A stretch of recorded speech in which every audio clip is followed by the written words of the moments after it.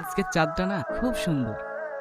চাঁদ সবসময় সুন্দরই হয়, আমরা কখন তাকাবো সেটা সময়ই ঠিক করে দেয়। আপনার নামটা জানতে পারি? চাঁদনি। সত্যি তোমার নামটা খুব সুন্দর, একদম ওই চাঁদটার মতো।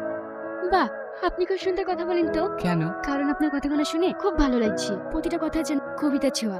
আমি আবার কি বললাম? আপনি যে চাঁদের প্রশংসাটা করলেন না, তাতে আমার মন ছুঁয়ে গেছে। মন? ওটা আবার কোথায় থাকে? কেন জানেন না?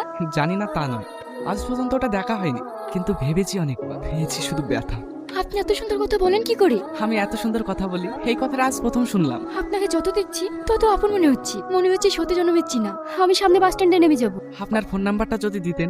আমি ওইসব ফোন টোন রাখি না। যাদের ভালোবাসি তাদের জন্য। কিন্তু এখন তো সবাই মেসেজ করে। চিঠির কাগজে ছোঁয়া থাকে আর মেসেজে থাকে শব্দ।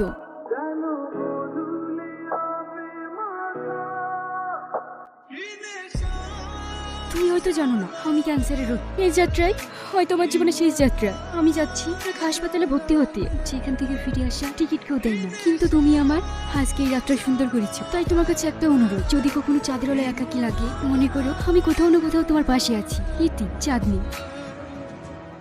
আচ্ছা দাদা, চাঁদনি রাতের উপন্যাসটা নাই? না না, ও বই শেষ হয়ে গেছে, এখন পাবে না। আমার ওই বইটা লাগবে যে। বাজারে ব্যাপক সেল তো, ও বই পাওয়া যাচ্ছে না। চাঁদনি রাতের উপন্যাসটা একটা দেন না। ওটা শেষ হয়ে গেছে, 500 পিস ছিল, এক্ষুনি শেষ হয়ে গেল। কোনো দোকানই পাওয়া যাচ্ছে না। আমি যদি অ্যাডভান্স করে এনে দিতে পারবেন? পারবো, কিন্তু 7 দিন সময় লাগবে। ঠিক আছে, আপনি আমাকে 2 পিস এনে দেবেন। ঠিক আছে।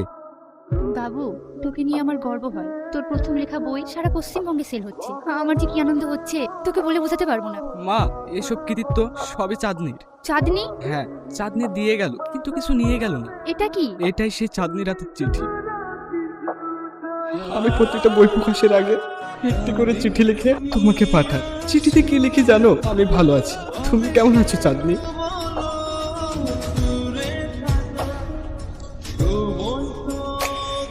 চাঁদনি!